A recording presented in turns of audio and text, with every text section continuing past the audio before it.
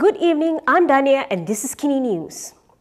Khairy has hit out at the government and called them cowards. This is over their move to suspend Machang MP Wan Fayhsal, Wan Kamal.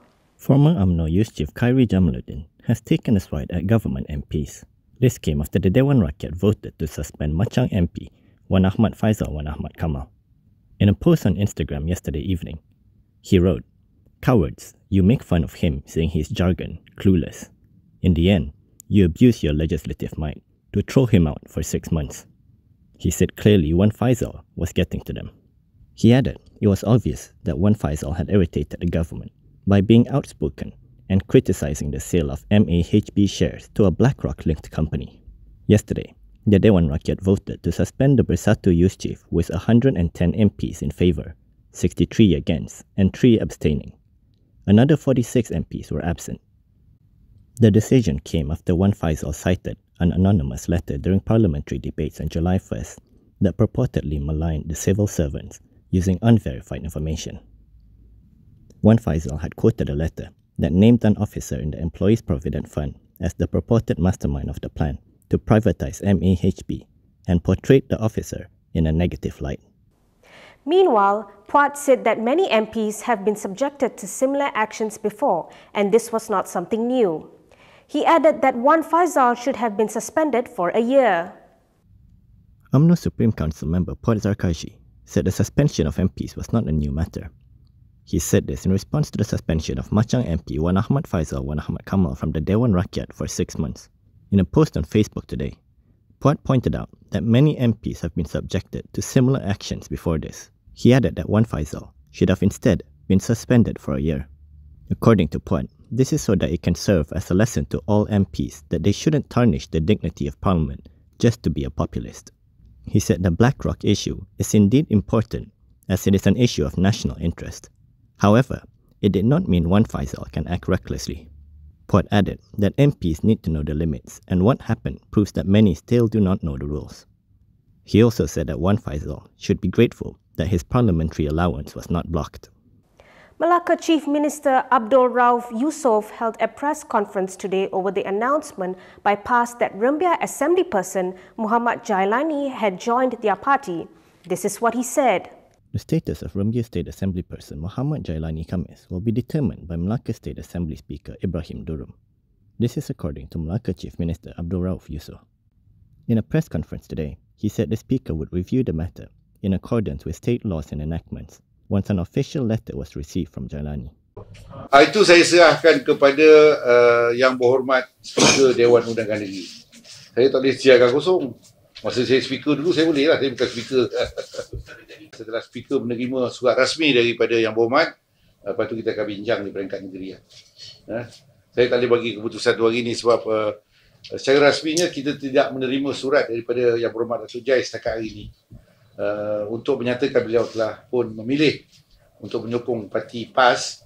Rauf also stressed that Jailani's shift to PAS did not affect the Malacca state government stability, as it only added 1 more member to the opposition, increasing their total to 3 out of 28 seats in the state assembly. Meanwhile, regarding his membership status, Rauf, who is also the Malacca Umno chief, said that the Umno Supreme Council would decide his fate based on party laws and the pledge he signed as the Barisan national candidate in the 15th general election. Rauf added that Jailani will have to bear all compensation costs deemed reasonable. PAS Secretary General Taqiyuddin Hassan recently confirmed that Muhammad Jailani was accepted as a PAS member on June 10, 2023. He claimed this did not constitute party hopping, as the Malacca State Constitution Amendment Bill on party hopping was passed after Jailani joined PAS. MCA's Secretary General has denied that there were any discussions on the party leaving Barisan Nasional. Earlier party sources had told Malaysia Kini that the grassroots were putting pressure from within for the MCA leadership to make a decision to leave the coalition. Several quarters have alluded that the time will come for one of BN's component parties to leave the coalition. According to grassroots sources, MCA is no longer happy with its position in BN after joining the coalition 72 years ago. The move to leave was said to be necessary before it is too late. A source said the grassroots are putting pressure from within for the MCA leadership to make a decision to leave BN. The source told Malaysia Kini that they consider BN which is now led by Umno President Ahmad Hamidi, as no longer being relevant to MCA because it has been sidelined in the government. However, their source said the MCA leadership has yet to make any decision. The source added that the pressure on the MCA leadership to make a drastic decision intensified after Zahid said BN will continue to work with Pakatan Harapan to face the 16th general election. According to them, Zahid's remarks did not bode well with the leaders and the members of the party. They said there was incompatibility on many issues, but seat distribution was the main reason why MCA grassroots members disagreed with the continued BN Harapan cooperation. When asked about MCA's next plan if the party exits BN, a source said it cannot be confirmed yet. However, they were confident the party's stance is to continue supporting the coalition government until Parliament is dissolved for GE16, as promised to the previous Yandi Pertuan Agong. Malaysia Kini has contacted MCA President Wee Ka Siong since last week to get his comments, but no response has been received. Muda has called on Dewan Rakyat Speaker to reconsider on his decision on the 6 former Bersatu MPs. Muda has urged Dewan Rakyat Speaker Johari Abdul to reconsider his decision to allow the 6 former Bersatu turncoat MPs to keep their seats. In a statement, the youth-based party said this is because the Speaker's decision sets a dangerous precedent. According to Muda, it could pave the way for a maneuver similar to the Sheraton move, where politicians betrayed the Rakyat's mandate. It claimed the Speaker's interpretation of Article 49A(1) of the Federal Constitution is incorrect. Elaborating, Muda said, it clearly states that one ceases to be a member of the Dewan if he or she stops being a member of the political party which the person represented when elected. Muda pointed out that the anti-hopping law was enacted in 2022 to stop politicians from hopping to other parties at the expense of the Rakyat's mandate. However, it said the Speaker's decision could pave the way for MPs to go against their respective parties' instructions without repercussions. It said this will weaken the anti-hopping law and the will of the people who voted based on party lines. Muda also slapped pass for accepting Rumbia Assembly person Muhammad Jailani Khamis, who is on a 6-year suspension from UMNO, into their party. The CEO of the Human Resource Development Corporation has announced that he volunteered to take leave from today. This is pending investigations by the MACC into the company. Human Resource Development Corporation Chief Executive Officer Shahul Hamid Daud has offered to take temporary leave.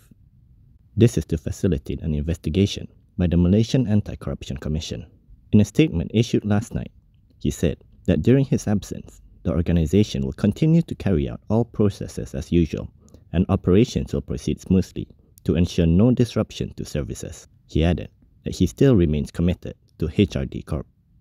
Previously, the Public Accounts Committee revealed that 3.77 billion ringgit in levy collections from employers was used by HRD Corp's training program for various investment activities.